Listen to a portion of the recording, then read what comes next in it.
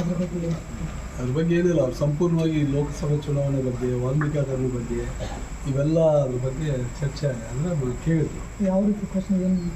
ಅದರ ಚುನಾವಣೆ ಏನು ಮಾಡಿದ್ರಿ, ಇದ್ರ ಬಗ್ಗೆ ಏನು ದುಡ್ಡು ಇನ್ವೆಸ್ಟ್ ಮಾಡಿದ್ರ, ಅಂದರೆ ಇದ್ರಿಗೇನು ಓಟಿಗೆ ಇಷ್ಟು ದುಡ್ಡು ಕೊಟ್ಟಿರ ಇವು ಮತ್ತು ಇವೆಲ್ಲ ಚರ್ಚೆ ಆದವು. ಅದ್ರ ಬಗ್ಗೆ ನಮಗೇನು ಮಾಹಿತಿ ಇಲ್ಲ. ಅಂದರೆ ನಮ್ಮ ಪಾರ್ಟಿ ಸಿಸ್ಟಮ್ನಲ್ಲಿ ಕಾಂಗ್ರೆಸ್ ಪಕ್ಷದಿಂದ ಏನು ಹೈಕಮಾಂಡ್ ನಮಗೆ ಏನು ಆದೇಶ ಮಾಡಿತ್ತು ಅದ್ರ ಪ್ರಕಾರ ಚುನಾವಣೆ ಮಾಡಿದ್ದೀವಿ. ಇದು ರಾಜಕೀಯ ಪ್ರೇರಿತವಾಗಿದೆ ಅಲ್ಲ, ಇರ್ಬೋದು ಅದ್ರ ಬಗ್ಗೆ. ಯಾಕಂದರೆ ಪ್ರತಿ ಸತಿ ಇದೇ ರೀತಿ ಘಟನೆಗಳು ನಡೀತಾವ.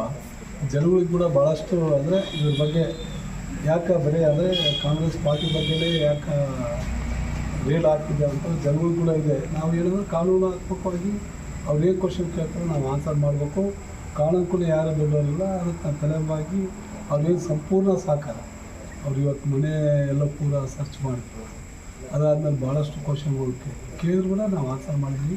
ಅದನ್ನ ಫೇಸ್ ಮಾಡ್ತೀವಿ. ಯಾಕಂದರೆ ನಾವು ಈ ವಿಷಯದಲ್ಲಿ ಇದ್ದರೆ ನಮಗೆ ಭಯ ಬರ್ತದೆ. ಈ ವಿಷಯದಲ್ಲಿ ನಮಗೇನು ಗೊತ್ತೇ ಇಲ್ಲ.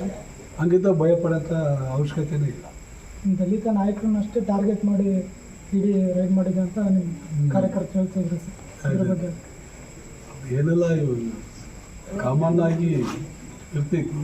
ಅದ್ರಾಗೇನು ದಲಿತ ಮತ್ತೊಂದು ಇನ್ನೊಂದೇನಲ್ಲ. ಕೆಲವೊಂದು ಭಯಪಡಿಸೋಂಥ ನಿಟ್ಟಿನಲ್ಲಿ ಕೆಲಸ ಮಾಡ್ತಿರ್ಬೋದು. ಅದ್ರ ಬಗ್ಗೆ ನಮಗೆ ಅಷ್ಟೇನು ಮಾಹಿತಿ.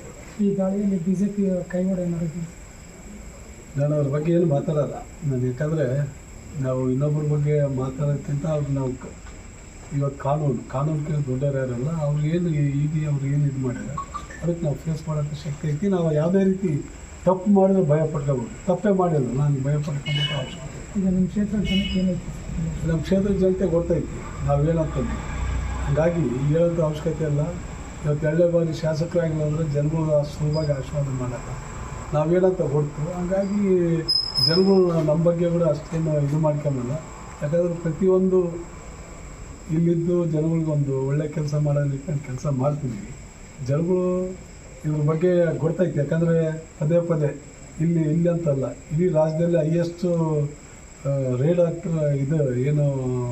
ಇದಾಗ್ತಿರೋದು ಕರ್ನಾಟಕದಲ್ಲಿ. ಆದರೆ ಎಕ್ಸ್ಪೆಷಲಿ ಕಾಂಗ್ರೆಸ್ ಎಲ್ಲ ಇವರಿಗೆ ಆಗ್ತದೆ.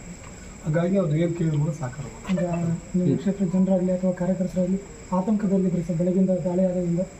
ಆತಂಕ ಎಲ್ಲರೂ ಧೈರ್ಯವಾಗಿರ್ತಾರೆ. ಅವ್ರೇನು ನಮ್ಮ ಮೇಲೆ ಧೈರ್ಯವಾಗಿರ್ತಾನೆ ಅನ್ನೋದು ಅವ್ರಿಗೆಲ್ಲರಿಗೂ ಗೊತ್ತು.